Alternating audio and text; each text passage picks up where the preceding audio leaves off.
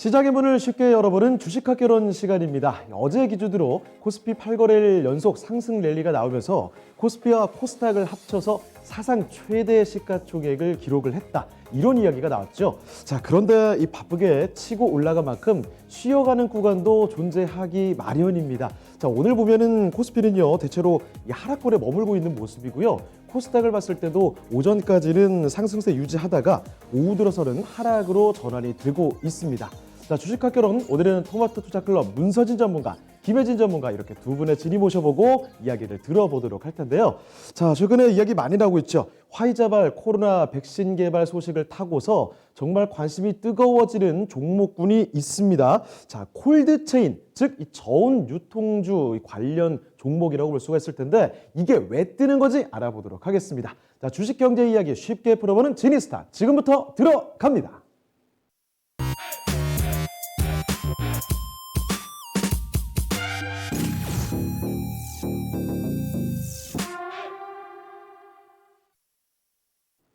네, 지니스타의 진위와 인사부터 나눠보겠습니다. 문서진 전문가님 안녕하세요. 네, 안녕하세요.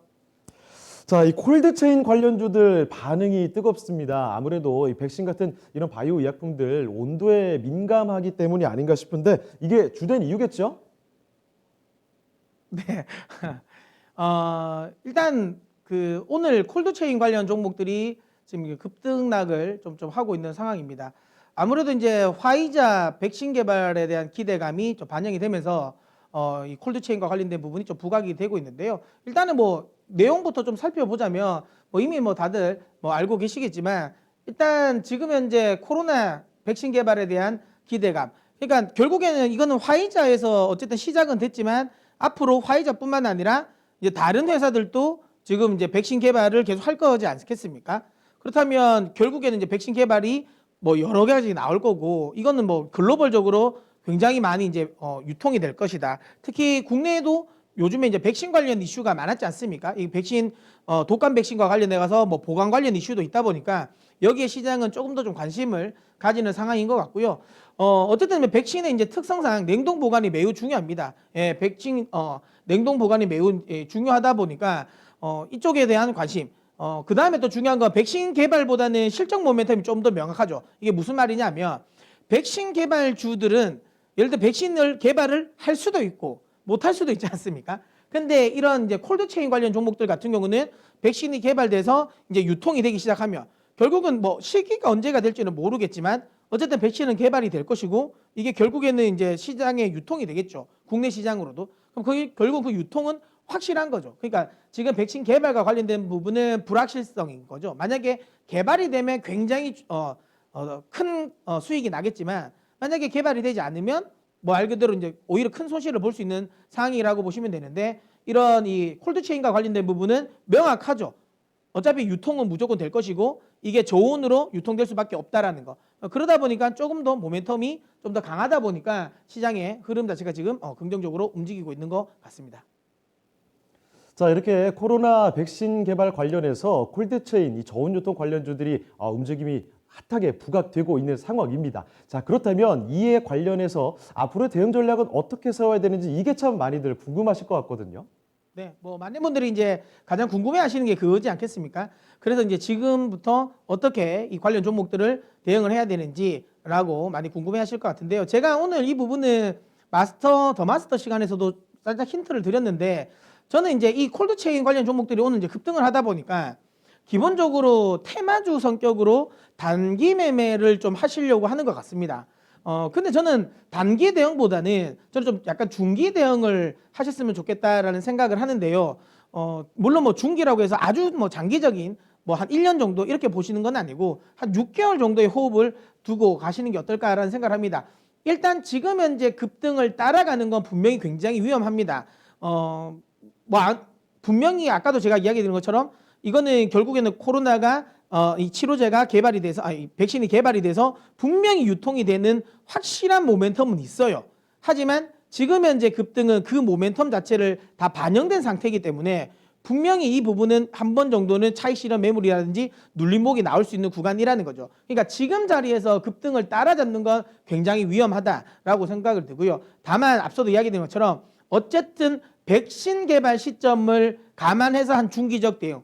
뭐 지금 화이자도 그렇고요. 그다음에 뒤에 뭐 아스트라제네카라든지 존슨앤존슨이라든지 이런 기업들은 이제 내년 1분기 안으로는 해서 백신 개발은 일단은 할 거라고 지금 생각을 하고 있지 않습니까? 그러면 전체적으로 이게 개발되고 생산돼서 유통까지 하는 과정은 한 6개월 정도로 본다면 그 시점을 맞춰서 제가 보기에는 이걸 매매를 하면 되지 않을까라는 생각을 합니다. 즉 지금 급등하는 부분을 따라잡는 것보다 한번 눌려줄 거라고 저는 봅니다. 눌려주는데 이게 한번 눌리고 끝날 만한 테마는 아니라는 거죠.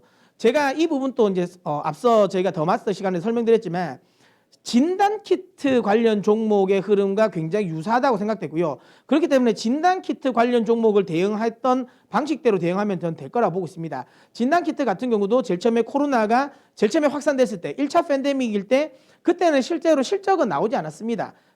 하지만 그냥 모멘텀으로 1차 급등이 나왔죠. 그리고 나서는 조금 이제 팬데믹 관련 부분이 좀 소강 상태를 보이면서 매출에 대한 우려감이 나왔죠. 그러면서 이제 좀 빠졌습니다. 빠지고 어느 정도 기간 조정 보이다가 실제로 다시 이제 이 수출 관련 이 지표가 나오고 실제로 실적이 찍히면서 다시 한번 급등이 나왔죠. 저는 그런 흐름을 이번 콜드체인 관련 종목들도 따라가지 않을까라는 생각을 하고요. 즉 지금은 그냥 센트에 의한 급등이라고 보고요.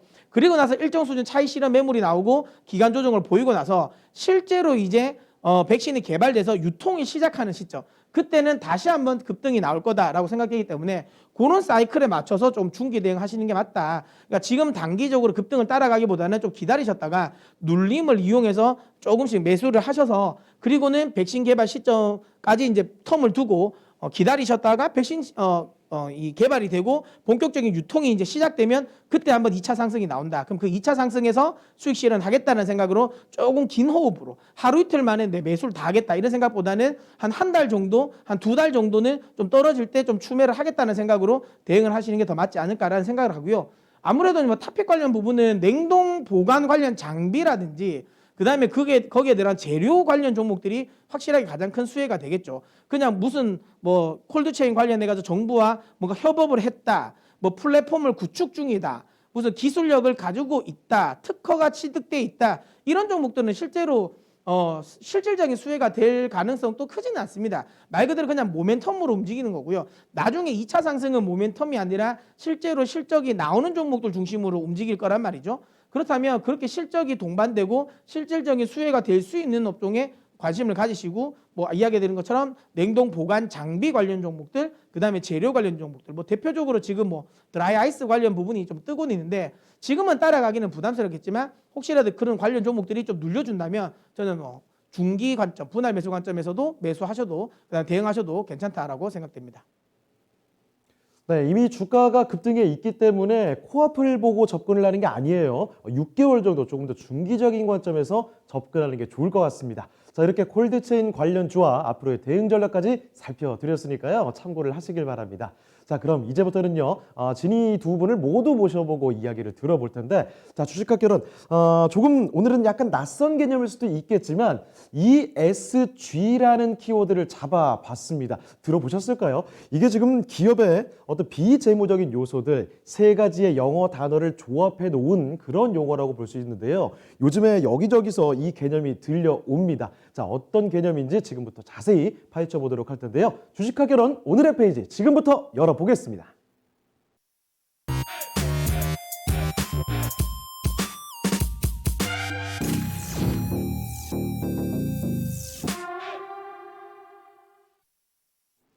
네, ESG입니다. 이거 환경, 또 사회, 지배구조, 이 영어 단어를 이렇게 모아놓은 건데요. 근데 이거 영어 단어가 뭔지보다 사실 이게 왜 모여 있는지, 뭐가 그렇게 중요한지가 참 많이들 궁금하실 것 같습니다. 개념 좀 자세히 파헤쳐 주시죠. 네. 오늘은 이제 최근에 좀 투자를 하시면서 글로벌적으로 많이 좀 들어보셨을 법한 단어에 대해서 다룰 텐데요. 사실 이번 주에 다뤘던 주제와 또 좀 이어지기도 합니다. 맥은 이어질 거예요. ESG 투자라고 최근에 지금 글로벌적으로 메가 트렌드로 자리 잡고 있는 것들이 있는데 바이든 후보가 이 이야기를 많이 했죠. 그렇죠. 예, 기업들 뭐 규제 관련 이야기를 할 때도 이쪽에 ESG 관련해가지고 좀 적극성을 띠고 점수가 높은 쪽은 규제 강화해서 조금 이제 덜 하고 네. 예, 오히려 더 그러니까 페널티를 부과를 덜하는 걸로 뭐 이런 식으로 했기 때문에 관심이 많고 또 미국은 이미 이쪽 관련 뭐 펀드도 다 있으니까 맞아요. 예, 확실하게 이쪽이 좀 뜨고 있는 산업은 맞는 것 같습니다. 원래 이제 유럽이나 미국 쪽이 좀 이쪽에 대한 ESG 투자, ESG 활동에 대해서 조금 더 적극적이었는데 최근에는 이게 좀 글로벌적으로 정말 트렌드가 돼가다 보니까 이게 아시아 또 우리나라에서도 최근에 지금 각계 기업들의 CEO들이 이 ESG라는 단어를 지금 많이 쓰고 있거든요. 뭐 최근에, 대표적으로 저는 SK. 최태원 회장님이 요즘에 계속 이거를 하더라고요. 네. 예. 아마 좀 이쪽에 좀 뭐랄까 뭐 이런 표현 해도 되나요? 이렇게 참 꽂히신 것 같아요. 꽂힌 것 같아요. 그러니까 ESG 경영에 대해서 지금 이렇게 몰입돼 있는 것 같아가지고. 맞죠. 지난해 작년 같은 경우는 이 사회적 관련 부분 쪽에 계속 강조를 많이 했잖아요. 그리고 이제 올해 같은 경우는 이제 환경 관련 뭐 지금 나중에 2030년인가요? 그 이제 이 SK 반도체는 다 친환경으로 네. 만들겠다 했는데 근데 중요한 건 지배 구조는 이야기는 안 하시긴 하던데요. 네. 뭘까요? ESG가 그럼 도대체 뭔데? 라고 하실 거면은 일단 E, S, G 세 개의 단어가 합쳐진 용어입니다. 그러니까 E는 이제 환경, environment라는 환경의 단어를 뜻한 E고요. 그 다음에 소셜, 사회가 있고 지배구조, 가버넌스에 이제 지배구조 G가 붙어서 ESG라고 하는데 원래 기업을 저희가 분석을 할 때 뭐 실적이 얼만큼이고 돈을 얼만큼 잘 벌고 그리고 뭐 얼만큼 성장성이 있고 할 때 재무적인 것들을 많이 평가를 하잖아요. 그 수치로 딱 계산이 될 수 있는 부분을 많이 평가를 했었는데 이제는 그런 것만이 아닌 재무적, 돈적으로 보는 것보다 사회에 정말 영향력을 착하게 끼치고 있는지 도움을 펼치고 있는지 좀 착한 기업에다가 좀 투자를 해보자라는 바람이 일고 있는 것 같아요. 이게 이제 개인적으로는 저는 이거는 이렇게 좀 생각하는 게 분명히 약간 이게 주식하는 입장에서는 이게 굉장히 모호하거든요. 그렇죠. 그러니까 왜냐하면 뭔가 모호해요. 이게 뭐 네. 실적이 정확히 숫자가 찍히는 게 아니잖아요. 네. 사회적으로 얼마나 공헌을 하냐, 그 공헌도를 뭐 어떻게 무슨 뭐 어떻게 상을 많이 받으면 몇 점이고 몇 점이고 이렇게 내리기가 되게 힘드니까 그렇죠. 모호한데 또 다른 한편으로는 이것 때문에 저는 제일 처음에 ESG 많이 이야기할 때 이게 유동성과 결합되면 버블 또 만들어지겠다라는 맞아요. 생각을 했습니다. 맞아요. 왜냐하면 아까도 얘기 드린 것처럼 실적 관련주들은 버블을 만들기는 쉽지는 않습니다. 왜냐하면 실적이라는 건 딱딱 찍혀버리고 거기서 밸류에이션을 매기기가 되게 쉽거든요. 근데 이런 식으로 약간은 뭐 속되면 약간은 좀 뜬구름 잡는 듯한 이런 식의 거를 만약에 기업 가치에 적용을 시켜버리면 거기에 대한 펀드 메타는 사실 매기는 거 마음이잖아요. 그렇죠. 왜냐하면 밸류를. 이거는 밸류는 높다. 근데 이 환경을 생각하는 마음, 이 회사가 사회에 공헌한 마음이 얼마나 크냐, 이건 돈으로 매길 수 없다라고 해서 고밸류를 줄 수 있거든요. 저는 딱 이 ESG가 막 뜨면서 중요한 건 지금 유동성 장세랑 같이 엮이잖아요. 그렇죠. 그래서 이 관련해서 약간 이거 버블을 만들기 위한 또 그거일 수도 있겠다라는 저는 생각했어요. 왜냐하면 지금 주요 펀드들 입장에서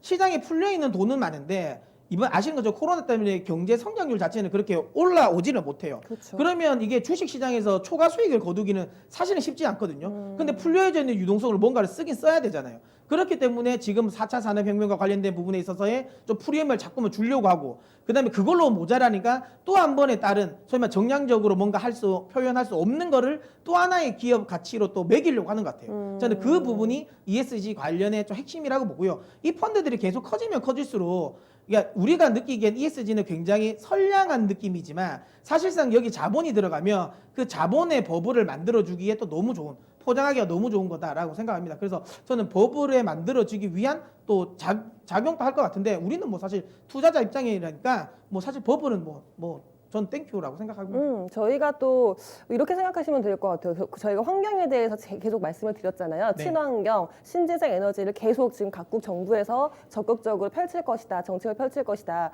거기에 부합하는 기업들이 여기에 있을 것이다라고 생각을 하시는데 저희가 좀 관심을 갖는 성장주들, IT 기업들도 사실 ESG에 부합하는 지금 펀드나 ETF가 되게 많이 있거든요. 최근에 이제 영국 파이낸셜 타임즈가 이 ESG 기업들이 스테로이드를 맞은 것처럼 지금 폭풍 성장을 하고 있다라고 했는데 우리가 이야기 아는- 드렸잖아요. 예. 자금이 유동성을 만나서 이쪽으로 빨려 들어갈 가능성이 높습니다. 올해 정말 이 ESG가 정말 화두인 것 같아요. 최근에 엘리엇 같은 경우에도 이 ESG에 관련된 그룹만 지금 투자를 하겠다라고 말해서 그게 좀 뭐랄까 시장의 좀 화두로 정말 트렌드를 잡은 것 같아요. 이게 얼마나 좋습니까? 월가의 탐욕을 다 가둘 수가 있잖아요. 그러니까 만약에 예를 들어 그냥 기업 실적 많이 나오는 기업에 투자를 한다고 하면 제한이 거기서 있죠. 예, 거기서 벌어들이는 돈에 대해서는 역시나 월가의 탐욕이다라고 할 수 있지만 아니야 우리는 이렇게 착한 기업에게 투자한다 그래서 수익이 난다라는 걸로 포장이 가능하지 않습니까?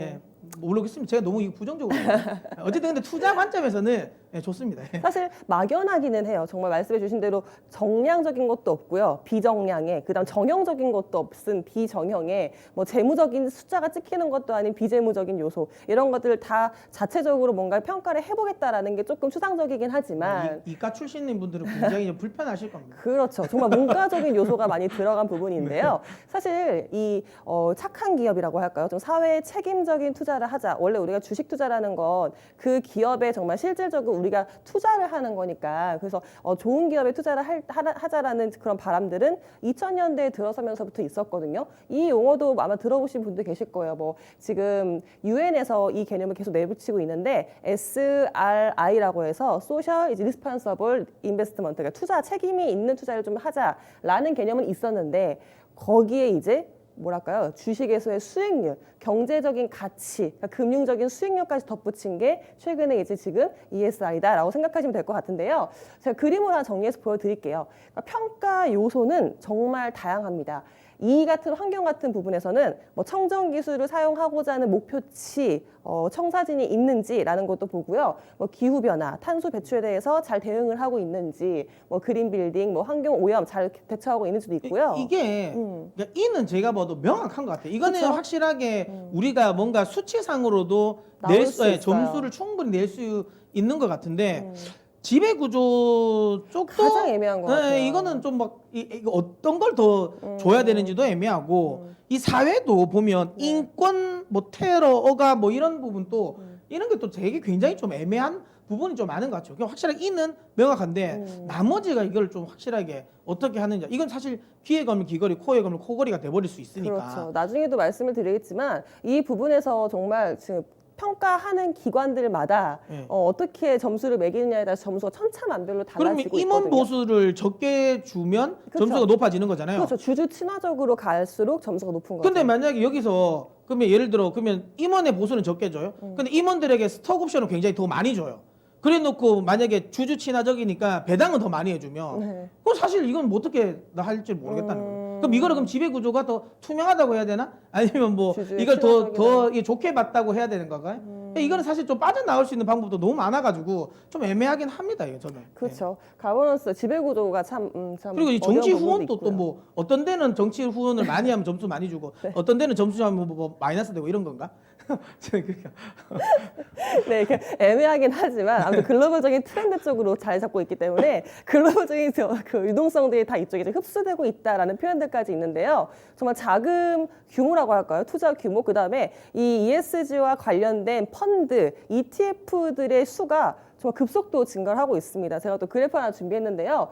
최근에 이제 올해 들어서 조금 급격하게 좀 증가한 느낌이 정말 확실히 있고요. 가장 최근에도 증가하고 있었지만 올해 급격히 많이 증가했고 이게 비단 유럽이나 미국뿐만 아니라 지금 아시아 쪽까지 지금 발을 뻗치고 있다는 느낌이 확실히 이제 와 닿고 있거든요. 그리고 최근에 이제 ESG와 관련된 ETF 펀드 개수가 정말 확 증가를 했죠. 그러니까 이런 부분에서 관심도가 확실히 생긴 것 같아요. 그래서 저희가 물론 애매합니다. 추상적입니다. 했지만 글로벌적인 자금이 이쪽에 계속 투입이 되고 있기 때문에 이 흐름에 또 어긋날 수 없는 부분이 있으니까 여기엔 좀 계속 좀 관심을 가지고 여기에 관련된 기업들 좀 보셔야 되지 않을까라고 생각을 하고 있습니다.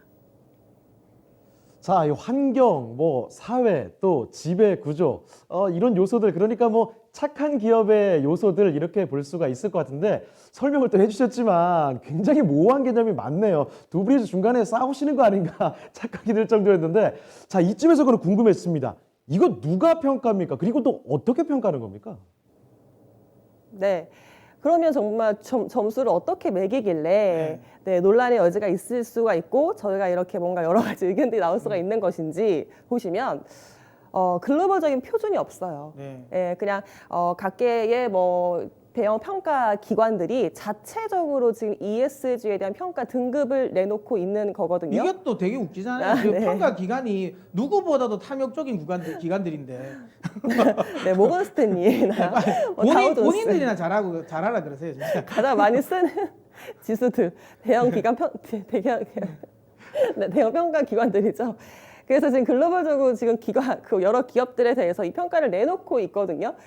그래서 뭐 맞춤 인덱스다, 뭐 관련된 표준 인덱스다, 뭐 ESG의 표준이다라고 뭐 자체적으로 계속 내비치고 있는데 나름대로 지금 업데이트를 계속 잘 수시로 해주고 있어요. 일주일에 한 번씩 업데이트를 계속 해주고 있기 때문에 관련된 내용들. 블룸버그 얼마나 웃깁니까? 이거 지배구조 이거 거의 뭐 D 등급 아닙니까? 이거 블룸버그 같은 자체적으로. 경우. 네, 아니 맞아요. 블룸버그 같은 경우는 거의 D 등급인데 본인들 매기면 거의 그렇지 않나요? 네, 지금 이렇게 왜 큰 대형 기관 평가사들이 있을 수밖에 없냐면 일단 이런 ESG를 평가하기 위해서 데이터를 많이 수집하고 자체적으로 이거를 추릴 수 있는 기술이 필요해요. 빅데이터 기술을 또 이용을 하고 있거든요. 그래서 뭐 이런 거에 대한 나중에 기업들이 여기에 대비하기 위해서 이 빅데이터에 관련된 뭐 알고리즘을 지금 막 추적하고 있는 것들도 있는데 그러니까 이런 기술들이 필요하기 때문에 일단은 지금 글로벌 대형 기관들이 지금 내놓고 있습니다.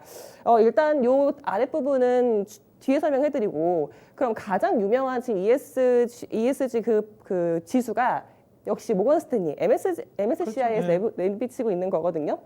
여러 가지 지금 평가 기관들에 대해서 제가 지금 준비했는데 이 표는 이제 어떤 기관들이 어떻게 지수를 평가를 하고 있는지 등급을 매기고 있는지 보시면요. 일단 윗부분이 국내예요.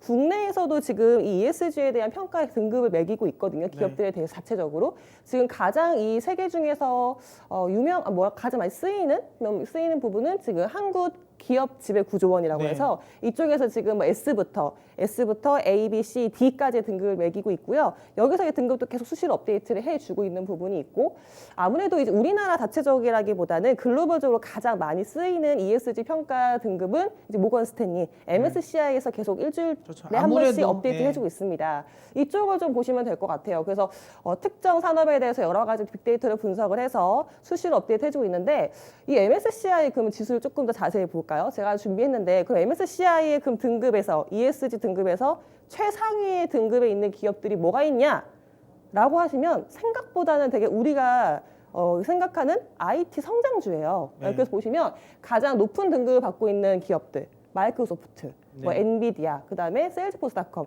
IT 기업들이죠. 그러니까 이런 기업들이 자기들이 사용하는 전력 같은 것도 신재생 에너지를 사용하겠다라고 지금 목표치를 내비치고 있거든요. 그리고 이런 대형 IT 기업들의 지배 구조도 역시 조금 더 글로벌적으로는 조금 우리나라보다는 지배 구조가 괜찮기 때문에 여기서 높은 등급을 갖고 있고 우리나라 기업들도 종종 보이실 거예요. 네이버, LG전자 눈에 띄네요. 그렇죠. 네이버 보이고 삼성전자도 보이시죠? 네, 시총 상위 내에서 10위권 안에 있는 거는 딱 네이버가 딱 눈에 도드라지네요. A 등급은. 그렇죠. 10위권 안이니까. 아무래도 뭐 지배구조 같은 부분도 좀 깨끗한 부분이 있으니까 그래서 우리나라 기업들도 이런 식으로 갖고 있어서 그리고 확실하게 이걸 딱 보면서 느끼는 건 그러니까 지배구조가 그러니까 노동 집약적인 산업일수록 확실하게 지배구조 관련 부분이 점수가 낮을 수밖에 없어서 떨어지는 거죠. 그러니까 아무래도 뭐 마이크로소프트, 엔비디아, 세일즈포스 같은 경우는 노동 집약적인 산업을 하는 게 아니니까 그러니까 지배구조 관련 부분에서 그러니까 노동 아니면 사회 뭐 이런 부분에서 아무래도 평가 점수를 높게 받지 않았나 생각을 하고요.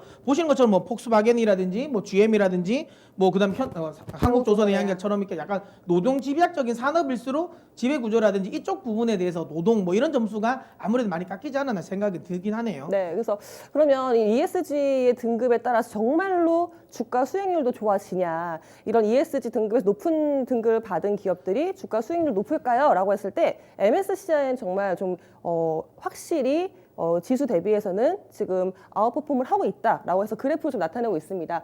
확실히 지금 MSCI에서 이제 ESG 리더스라고 해서 상위 이제 ESG의 상위 등급, 상위 그 펀드 ETF를 봤을 때 기준의 시장 퍼포먼스보다는 좀 위상위를 한다는 거죠. 그러니까 이렇게 요즘에는 착하고 사회적으로 공헌을 많이 하는 기업들이 실제로 수익도 많이 나오고 있다. 그리고 주가 상승률도 좋다. 그러니까 이쪽에 대한 투자 펀드는 계속 이루어질 것이다. 있다라는 것도 이제 글로벌적인 대세라고 자리 잡을 수 있겠는데 아무래도 이제 대부분 저 마이크로소프트나 엔비디아 같은 기업들이 구글 이런 기업들이 포진이 많이 됐으니까 그렇죠. 예, 그런 게 아닌가 싶습니다. 이게 뭐 사회적 공헌보다는 뭐 그게 아닐까요? 네. 그래서 최근에는 이 지수에 대해서 좀 신빙성이 있다, 효용성이 확실히 있다라고 계속 말을 하고 있지만 그래도 여전히 논란은 여지는 있죠. 저희가 계속 말씀드렸듯이 이 지수, ESG 지수에 대해서 각 대형 기관들마다 한 기업을 가지고도 평가 등급이 다 달라요. 그리고 이게 지금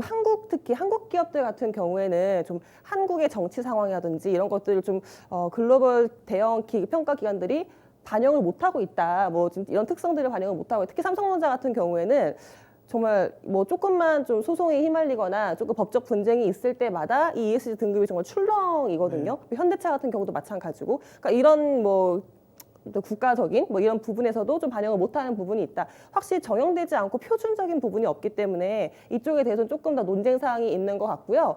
그리고 최근에 이제 기업들이 이게 빅데이터를 분석을 해서 평가를 하는 거니까 이 알고리즘에 이제 그 컨텐츠 텍스트 같은 거를 이제 긍정적인 텍스트 검색어를 많이 올리도록 의도적으로 지금 알고리즘 시스템을 지금 이용하고 있다고 하더라고요. 그러니까 ESG에 적합하게 좋은 단어들만 딱 검색을 언론 했을 때 플레이도 하는 거네요. 그렇죠. 언론 플레이도 뭐 굳이 나쁜 단어들은 좀 없애고 굳이 안 쓰는 쪽으로 이런 쪽 알고리즘에 대한 부분을 좀 변경을 하고 있는 부분이 있어서 이런 거에 대해서 혼란이 있을 수 있다라는 부분도 있습니다. 그래서 ESG의 이제 뭐 효용성이라고 하는 거에 대해서 아직까지 조금 의견이 엇갈릴 수 있겠습니다만 글로벌 트렌드는 그렇죠. 명확하다. 그리고 자금이 이쪽으로 투입이 되고 있는 부분이 있으니까 우리나라도 이쪽에 좀 관심을 가질 만한 기업들 저희가 좀 소개해 드릴게요.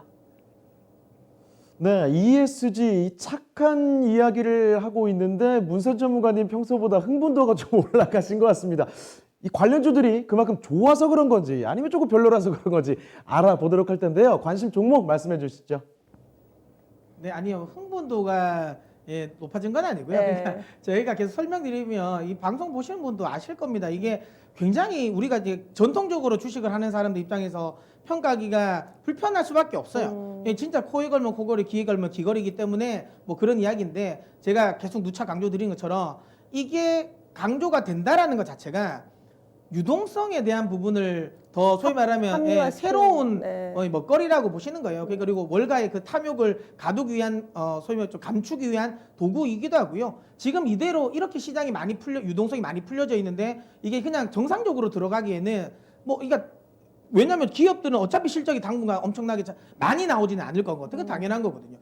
그런 부분을 뭔가는 커버를 쳐줘야 되는데 그 부분에 있어서 ESG라는 걸 씌워주면 아무래도 아까도 이야기한 것처럼 전체적으로 뭐 실적이라든지 이런 부분은 좀 적지만 주주 친화적인 부분이라든지 그럼 사회 공헌도라든지 그럼 환경을 생각하는 마음은 크니까 여기에 대한 프리미엄은 더 줄 수 있다라는 거니까 주식시장 입장에서는 이게 각광을 받으면 받을수록 더 좋다고 보시면 됩니다. 근데 제가 아까도 얘기했지만 그냥 제 개인적으로는 이게 너무 우리 입장에서 좀 불편하지 않나라는 거죠. 그냥 그 표준이 없으니까. 또 이과시잖아요. 네, 그래서 좀 불편하네요.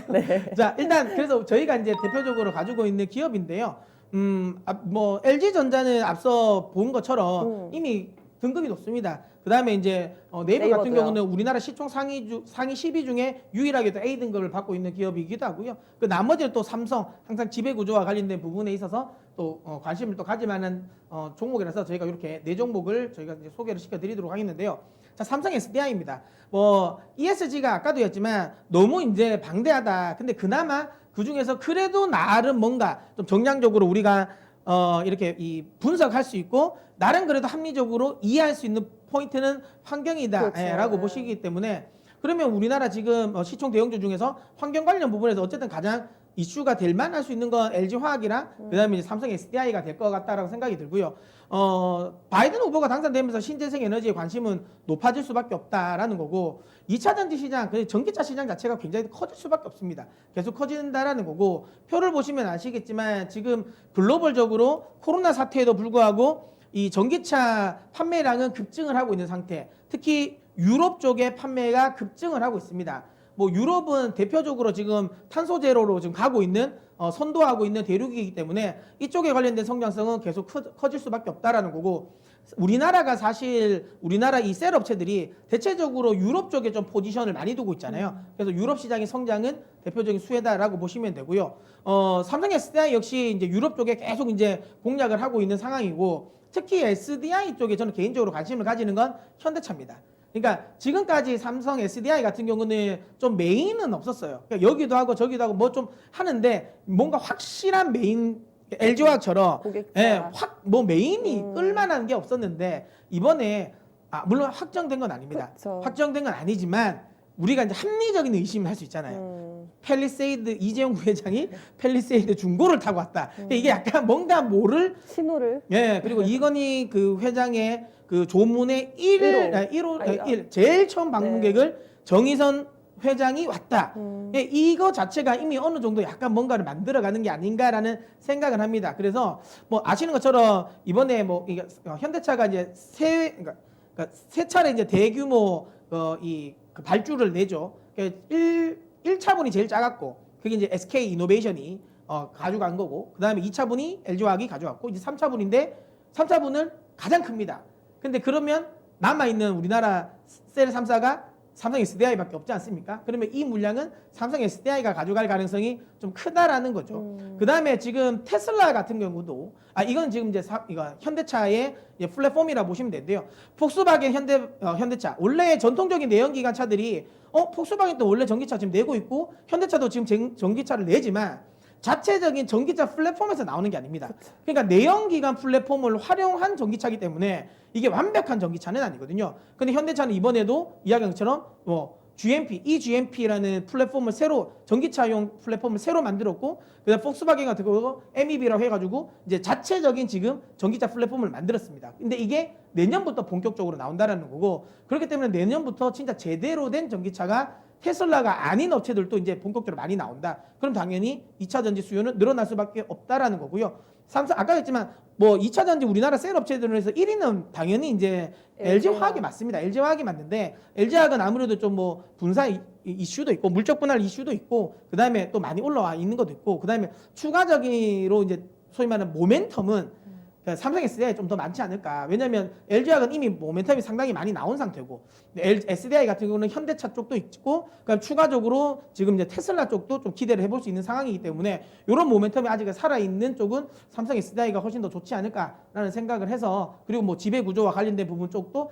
계속 삼성은 계속 이슈가 되고, 이쪽 관련 부분에서 계속 뭐 더 이제 투명하게 될 가능성이 높다. 이런 점을 감안했으면 삼성 SDI 역시 저는 ESG에서 굉장히 높은 점수를 받을 거다라고 생각해서 제가 드리는 점수는 10점입니다.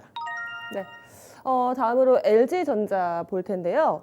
아까 저희가 MSCI에서 이제 ESG 국내에서 가장 상위 등급에 있는 기업들 중에 하나다 보셨을 거예요. 그러니까 LG전자가 좀 친환경적인 정책을 계속 펼치고 있거든요. 최근에 이제 LG전자의 오너 같은 경우에도 지금 계속 인터뷰를 하면서 이쪽 ESG 경영을 펼치겠다라고 하고 있는데, 그래서 그린 비즈니스로 확대하겠다라고 하고 있습니다. 뭐 LG화학 부분도 있고요.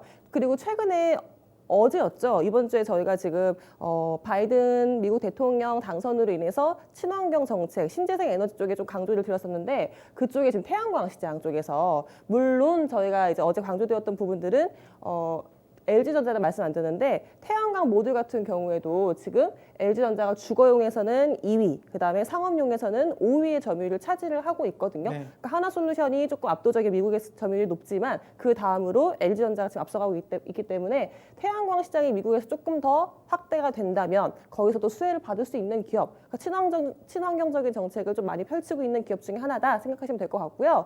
일단 LG전자는 최근에 저희가 좀 어떤 식으로 소개를 해드릴까라고 고민했던 부분이 실적이 잘 나오고 있어가지고 실적이 계속 선방하고 있는 종목이거든요. 코로나가 오히려 좀 뭐랄까요? 그렇죠. 가전 수요를 많이 폭발시켰죠. 호재가 됐던 네. 코로나가 조금 이 기업의 실적에 도움을 주었던 네. 경우입니다. 최근에 이제 가전 제품이 많이 팔리고 있다라고 말씀드렸잖아요. 특히 프리미엄 가전 쪽에서 이제 LG전자가 앞서 나가는 부분이 있으니까, 그다음 LG전자가 뭐 최근 잘 팔리는 가전들은 예상하실 거예요. 뭐 스팀이라든지 네. 열 처리를 많이 하는, 뭐 소독을 하는 그런 가전도 많이 팔리고 있으니까, 그렇죠. 이쪽에 대한 수요 좋아지고 있고요. 그래서 실적 같은 게 3분기 너무 잘 나왔어요. 4분기에도 뭐 이번 분기 3분기에 못지 않은 실적이 나올 것 같고요. 그리고 TV 판매도 뭐 LG전자에서 계속 뭐 지금 OLED를 너무 앞서서 뭐 내분했기 때문에 시장에 대한 뭐 점유율이라든지 아니면 판매가 조금 주춤할 것이다라고 했지만 이것도 이제 코로나의 영향이 있었고 그다음에 최근에 이제 가격적인 거에서 이제 많이 세일을 했기 때문에 미국에서 지금 잘 팔리고 있습니다. 그래서 OLED 같은 부분도 판매량이 계속 상승을 해주고 있거든요. 그리고 LCD 라인도 최근에 이거에 관해서도 판매 좀 잘 되고 있어가지고 LCD 라인을 지금 완전 없애지 못하고 있는데 그리고 최근에 이제 LG전자의 한 가지 더 호재가 될 수 있는 부분이 전장 부문에 대한 실적이 가파르게 올라오고 있거든요. 그래서 지금 그 부분이 지금 계속 턴어라운드가 될 것으로 예상이 되고 흑자 전환이 될 것으로 예상이 되고 있습니다. 그러니까 전장 같은 부분에서 최근에 뭐 계속 전기차 뭐 관련된 기대감들 계속 말씀드리고 있잖아요. 그러니까 여기에 들어가는 LG전자 전장 부문도 실적이 좋아질 것 같으니까 괜찮을 것 같아요. 그러니까 그 최근에 이제 MSCI의 뭐 ESG에 관련된 ETF 펀드 자금이 들어오면 LG전자도 호재가 될 수 있으니까 뭐 좀 괜찮게 보셔도 괜찮지 않을까라고 생각하고 있습니다. 그래서 LG전자는 점수는 10점을 주겠습니다. 네, 다음은 이제 네이버입니다. 네이버는 앞서도 이야기한 것처럼 국내 시총 10위 내 기업 중에 유일하게 지배구조 평가에서 A+를 받은 기업입니다. 그럴 수 있죠. 예, 뭐 네이버, 뭐 카카오, 뭐 이런 쪽은 또 지배구조와 관련된 부분에서는 좀 깔끔한 경향이 있죠. 예, 그러면서 이제 이쪽에 흐름이 좋아졌고, 그 다음에 이 부분이 앞서 지금 김혜진 전문가님이 이야기하신 것처럼 ESG 관련 펀드의 매수 콜을 또 받을 수 있는 쪽이기 때문에 이쪽에 대한 긍정적인 부분이다라고 보시면 될 것 같고요.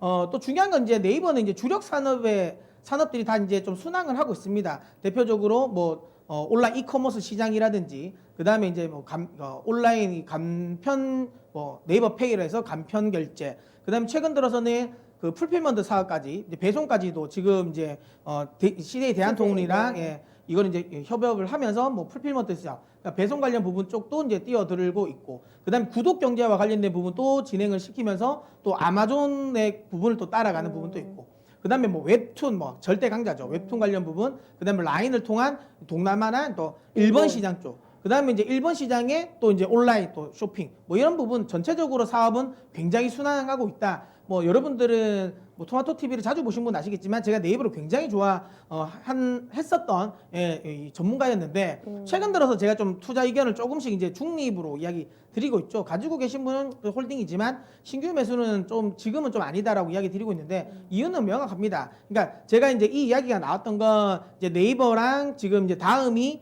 그 부동산 이제 앱 관련 데이터 이 관련해서 소송 나왔을 때 사실은 이제 이 카카오 편을 들어줬지 않습니까? 그러면서 이제 이게 조금 그러면 이게 현 정권 내에서의 나머지 부분들도 사실상 조금 불리한 결과가 나올 가능성도 있다라고 저는 생각이 들거든요. 특히 최근 들어서는 뭐 이 네이버 그러니까 쇼핑몰과 관련된 부분에서도 독점 관련 이슈도 있으니까 그러면 이 부분이 좀 눌려질 수도 있다. 그러니까 전체적인 업황이라든지 이런 부분은 긍정적이지만 주변 환경 자체가 조금은 네이버에 그렇게 우호적이지 않을 수도 있다라는 거. 이 부분에 대한 리스크가 좀 해소가 되면 다시 이제 긍정적으로 볼 수는 있는데 지금 구간에서는 예를 들어 다른 인터넷 플랫폼 업체들 대비해서는 좀 탄력은 둔화될 수 있다. 특히 실적이라든지 업황의 성장성 대비해서 상당히 좀 저평가를 받을 수 있는 상황이라고 저는 생각이 들어서 지금 당장에는 저는 매수보다는 그냥 가지고 계신 분들은 홀딩인데 중요한 건 신규 매수는 조금은 뒤에 두고 좀 하시는 게 어떨까라는 생각을 해서 제가 드리는 점수는 8점을 드리도록 하겠습니다. 네, 마지막으로 삼성물산 볼 텐데요. 삼성물산이 ESG 평가에서 조금 상위 그룹에 속할 수 있게 된 것, 그리고 삼성그룹이 지금 MSCI ESG 그 등급에서 꽤 높은 자리를 차지하고 있거든요. 그쪽에서 높은 자리를 차지하는 게 최근에 탈석탄 선언했습니다. 그러니까 석탄, 뭐 화석 발전 에너지를 아예 사용 안 하겠다라고 말을 하고 있거든요. 물론 지금 영위하고 있는 부분, 지금 베트남하고 강릉 쪽에 이제 이 화석 연료를 사용하는 부분들이 있는데 이거는 계약이 만료되는 시점까지만 진행을 하고 앞으로는 이제 이런 연료를 사용하지 않겠다. 그래서 신재생 에너지, 재생 에너지 쪽에 로의 지금 확대 방침을 투자 방침을 계속 밝히고 있습니다. 그래서 삼성그룹이 이 삼성물산을 통해서 이쪽에 국내 좀 신재생 에너지 쪽으로 좀 투자를 많이 할 것 같고요. 실적도 잘 나오고 있고 그리고 최근에 뭐 저희가 지금 ESG 설명을 해드리고 있으니까 뭐 기업 경영에 대한 뭐 지배 구조 기대감도 문제가 없을 것 같아요. 삼성물산에는 뭐 리스크가 될 수가 없는 부분이 뭐 이재용 부회장이 지금 가장 많은 지분을 차지하고 있는 게 삼성물산이고 뭐 이렇게 지금 지배 구조도 봤을 때 뭐 삼성전자에 대한 지배력도 뭐 문제가 없이 가져갈 수 있을 것 같거든요. 그러니까 이런 부분 지배 구조에 대해서도 조금씩 점수 나아지겠죠. 네, 안정적이게 유지가 될 것 같으니까 뭐 지배 구조에 대한 우려감은 사그라들고 앞으로의 뭐 성장 산업에 대한 기대감만 있으면 실적도 받쳐주고 있을 것 같고요. 그래서 삼성물산도 뭐 괜찮게 보시면 괜찮을 것 같아요. 점수는 8점 주겠습니다. 자, 오늘도 10점짜리 종목이 2종목이나 나오고 있습니다. 그럼 이 중에서 탑픽 종목 지금부터 골라주시죠. 네. 삼성 SDI는 워낙 이제 다른 쪽으로도 저희가 많이 이야기 드렸고, 그래서 지금은 어쨌든 또 딱 우리가 착한 기업하면 딱 눈에 딱 들어오는 예, LG전자를 탑픽으로 좀 뽑았습니다. 특히 LG전자 같은 경우는 김혜진 전문가님이 이야기하신 것처럼 지금 전장 부분에 대한 기대감이 크거든요. 예, 그렇기 때문에 특히 이렇게 눌려주는 구간에서 또 매수를 좀 해볼 만하다라고 생각을 해서 LG전자를 탑픽으로 선정을 했고요. 목표가는 11만 원, 손절가는 7만 5천 원으로 설정하고 대응하시면 좋을 것 같습니다.